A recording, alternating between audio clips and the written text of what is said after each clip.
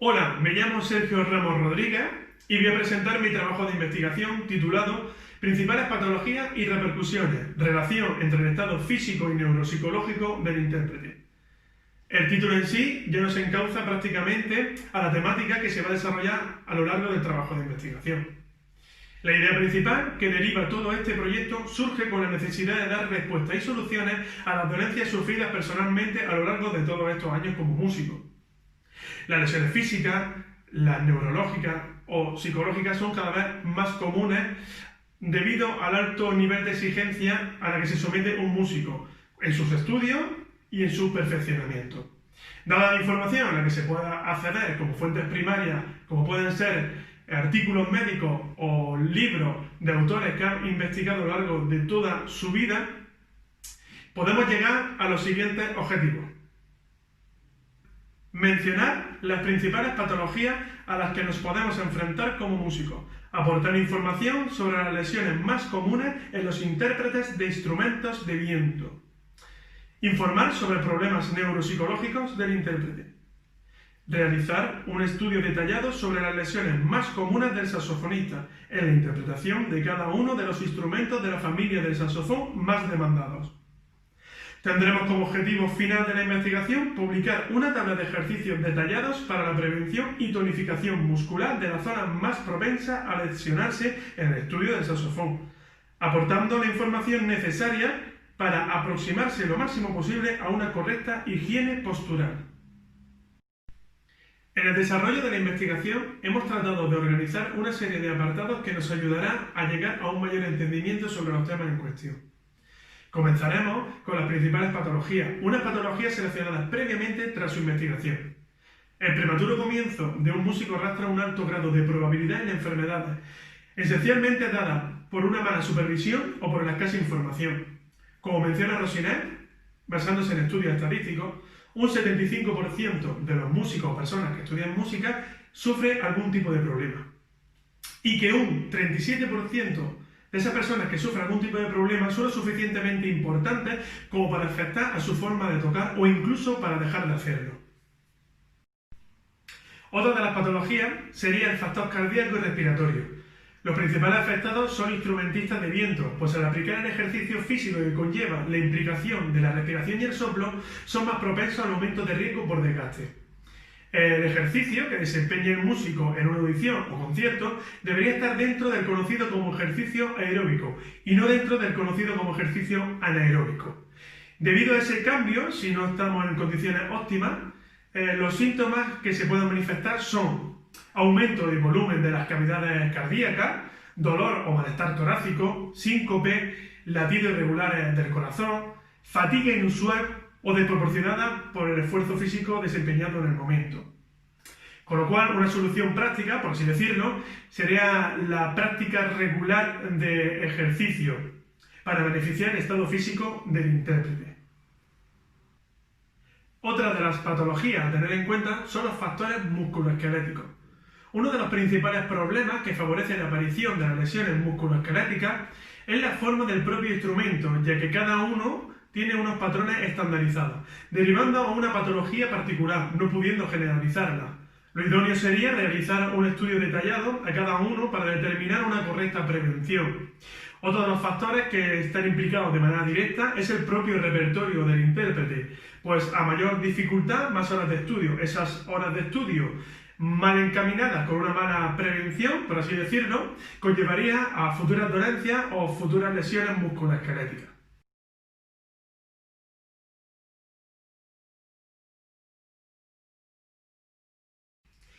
Dentro de este apartado de principales patologías podemos encontrarnos las más generalizadas, como son la estasis venosa, la dermatitis, el daño visual y auditivo. Pasamos al punto de la neurología y música. En este punto se ha tratado de seleccionar una serie de apartados que ayudarán a entender el procesamiento de la música, partiendo como base en que las personas que no tienen ningún tipo de problema neurológico nacen con las cualidades necesarias para poder asimilar la música, como menciona el doctor Arias, entendiendo la música como un sistema de comunicación. También hay que tener en cuenta los estudios realizados hasta el momento, que evidencian que la música tiene redes propias de procesamiento. En este apartado se ha tratado de mostrar el recorrido específico durante el procesamiento de la música, basándose en un sistema modular, es decir, por distintas zonas del cerebro, desarrollando los datos investigados tanto en los individuos que no estudian música como en los que sí. Las personas que se entrenan en la disciplina musical presentan una serie de peculiaridades, como son, por ejemplo, llegar a utilizar más el hemisferio izquierdo que el derecho, con la propia implicación del hemisferio derecho, por supuesto. Su superficie cortical tiene una implicación menor para poder desarrollar una determinada relación, y la porción anterior al cuerpo calloso y el cerebelo tiene menor tamaño. Como hemos mencionado, se trata de un sistema modular, es decir, va por distintos apartados del cerebro, con lo cual se puede determinar que afectado uno no tiene por qué afectar otro. Un ejemplo claro es el daño que sufrió neurológico Ravel. Este daño le impedía dictar música, entonar música, pero no perdió las cualidades de asimilar la música, entenderla, con lo cual se puede decir que, como hemos mencionado, que todo va por caminos independientes, que se complementan con un todo. Pasando por el punto de la interpretación, dentro de la neurología y música, mencionar tres aspectos fundamentales, como son la coordinación, que implica un buen desarrollo de la organización del ritmo, la secuenciación y la organización espacial de los movimientos. Se trata fundamentalmente de la capacidad para ejecutar las diferentes notas de un instrumento. Con esto, más lo desarrollado en el trabajo de investigación, podemos pasar al siguiente punto, que sería memoria e imagen musical. Con dos apartados. En primer lugar, nos encontraríamos con la memoria. En la memoria se desarrolla una serie de contenidos que, tras investigar, pues se llega a una conclusión de que sigue siendo muy beneficioso la memoria, tanto para la interpretación como para recordar todo aquello ya aprendido hasta el momento, a nivel de ejecución o a nivel interpretativo, por supuesto. Pasando por la imagen, nos encontramos con la visualización. Esa visualización nos ayuda tanto a visualizar, tirando de la memoria, por supuesto, todo va implicado, todo es una cadena de implicaciones. Nos ayuda a recordar movimientos, pasajes, incluso obra en toda su totalidad. Y es un aspecto muy a tener en cuenta dentro de la propia funcionabilidad del intérprete. Se recomienda en cualquiera de estos casos buscar ayuda en profesionales. Nos encontramos ahora con uno de los puntos más significativos del trabajo. Se trata de la psicología y música, puesto que uno de los colectivos más afectados es el de los músicos profesionales, puesto que son mucho más propensos a padecer algunos de los problemas que vamos a tratar a continuación. Todo este punto se ha desarrollado gracias a la entrevista realizada a don Juan Francisco, psicólogo por la Universidad de Almería. Se ha podido organizar los apartados de la siguiente manera, pasando, por ejemplo, por la ansiedad, en la cual se puede ver resumida con la siguiente tabla, representada con un modo de respuesta tanto cognitivo, fisiológico y motor, con sus consecuentes síntomas. Después pasamos al miedo escénico. Lo podemos detallar de la siguiente manera, dividida en dos columnas esencialmente, que muestran los síntomas físicos y los síntomas psicológicos que puedan aparecer. Aunque no se puede generalizar, se trata de los datos más comunes. Se hace mención también al miedo al fracaso o la envidia como problemas principales. Una vez afectado el individuo por algunos de estos puntos, es posible llegar a cometer el error de buscar una solución de sustancias nocivas, bien para buscar una relajación o bien para buscar una falsa euforia.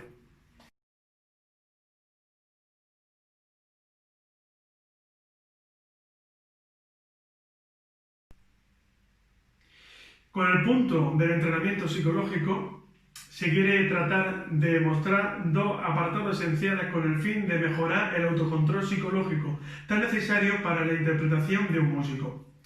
Para este entrenamiento siempre partiremos con la aceptación de nuestras propias limitaciones como punto de partida.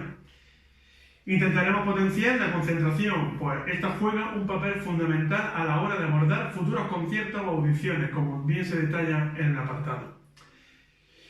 También trataremos de mostrar la motivación, pues estas se complementan con lo desarrollado en el punto para intentar conseguir que el músico llegue a generar un nivel óptimo de activación en cada momento que lo precise. El estado físico del intérprete es sin duda alguna el clima del presente trabajo de investigación. Considerando que tocar un instrumento y la implicación que ello conlleva se asemeja a la práctica del ejercicio, este se puede entrenar para una mejor función del estado físico. Para ello, mencionaremos los siguientes apartados. Un músico lleva a cabo muchas horas de estudio para su perfeccionamiento. Estas pueden variar según la necesidad de cada individuo, viéndose afectadas por diferentes factores. La organización del tiempo del que dispone, la capacidad de asimilación del estudio, del momento en el que se encuentra en su carrera y por el propio instrumento, ya que estos tienen diferentes formas y peso. Lo idóneo sería llegar a un equilibrio entre el estudio y el propio descanso. Para ello, a continuación mostraremos una tabla detallada de lo idóneo que sería poder realizar un estudio y su propio descanso. De igual modo, la importancia de una correcta alimentación es fundamental para potenciar las cualidades interpretativas de un músico. Si lo asemejamos con un deporte de élite, los deportistas cuidan su alimentación para potenciar sus cualidades. Con lo cual no queda tan descabellado pensar que si aplicamos esa misma técnica hacia los músicos, podemos potenciar enormemente nuestras propias cualidades a la hora de abordar un concierto u audición. En este punto se contó con la ayuda de doña Encarnación Reyes Fernández, licenciada en fisioterapia, para poder detallar de manera concreta la prevención de lesiones y dolencias físicas aplicadas a los instrumentos de la familia del saxofón más demandados, como son el saxofón soprano, el saxofón alto, el saxofón tenor y el saxofón barítono.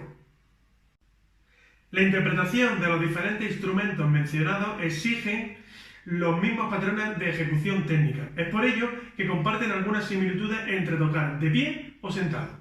Por supuesto, teniendo presente su tamaño y peso. Una correcta postura obtendrá una correcta respuesta biomecánica.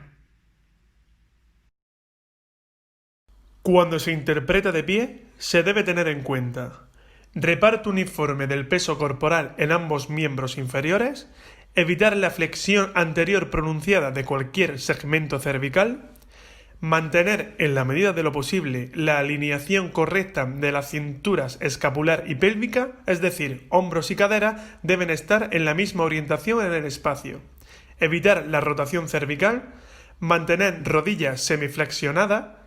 Si se mantiene un tiempo de trabajo prolongado, puede dificultar el retorno venoso.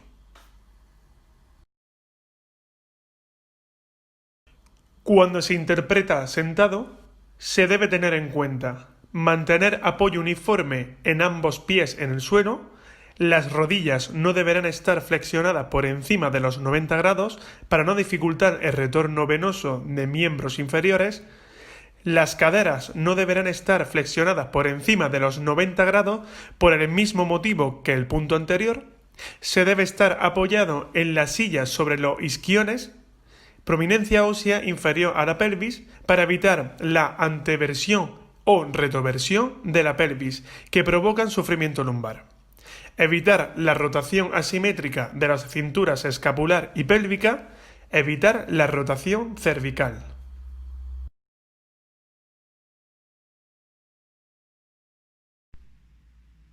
En el apartado del análisis específico de la familia de los saxofones se desarrollará un estudio detallado mediante el proceso de ejecución de los instrumentos mencionados, observando las zonas corporales a las que hay que prestar una mayor atención. Cabe destacar que esta prueba es personal y no se puede generalizar, ya que no todos presentan los mismos patrones corporales de movimiento, aunque sí similares. Se ha intentado detallar cada uno de ellos partiendo siempre de la mención de las características de cada uno, llegando como una serie de conclusiones que podemos observar en la siguiente tabla.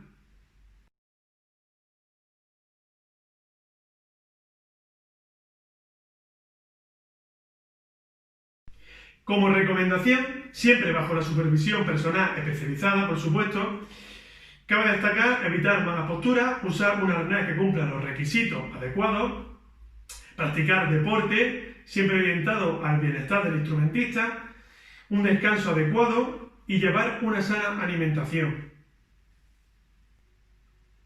Dichas consecuencias derivadas de los errores más comunes en la interpretación de un instrumento no tiene por qué darse de manera general. pero aquellos músicos que cometen dichos errores serán más propensos a padecer futuras lesiones. Según lo tratado hasta el momento, dentro del apartado del intérprete, se ha llegado a la confección de una tabla de mantenimiento y tonificación muscular, en la cual se puede ver en los anexos del trabajo de investigación.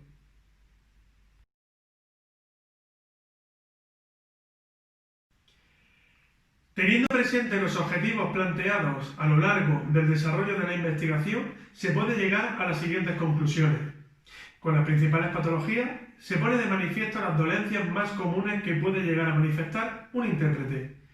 Sumado a un comienzo prematuro, en algún momento de su vida profesional es posible que padezca diferentes tipos de lesiones como recoge las estadísticas de Rosinet, lo que permite pensar en la falta de prevención en la que se encuentra el músico. En el apartado de la neurología y música se ha tratado de mostrar las conclusiones médicas sobre el procesamiento de la música. El conocimiento que se muestra en este punto sirve como complemento educativo, ya que se amplía el pensamiento sobre los temas tratados fundamentalmente para una mayor implicación tanto docente como discente. Dentro del apartado de la psicología y música, se ha pretendido aportar las herramientas necesarias para abordar las situaciones comprometidas a las que se somete un músico, llegando a la conclusión de que lo idóneo sería, en cualquier caso, someterse a estudio psicológico para así poder partir de un estudio sólido de la personalidad, aportando un entrenamiento psicológico en el que se toma como idea la que se desarrolla en los deportes de élite, para poder mejorar nuestra actitud de cara a cualquier evento. El clima del presente trabajo es sin duda el enfoque práctico sobre las posturas del saxofonista y sus posibles lesiones. Es por esto que se ha intentado reflejar mediante el estudio las lesiones propias junto con su localización y posible prevención. Gracias a este conocimiento, el intérprete podrá desarrollar unos hábitos de estudio y trabajo que le permitan minimizar los riesgos.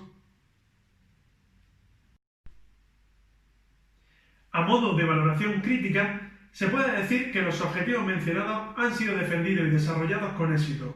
Se ha intentado elaborar una guía para que cualquier saxofonista tenga los conocimientos necesarios para llevar a cabo una correcta interpretación y pueda beneficiarse de los conocimientos mostrados a lo largo de la investigación.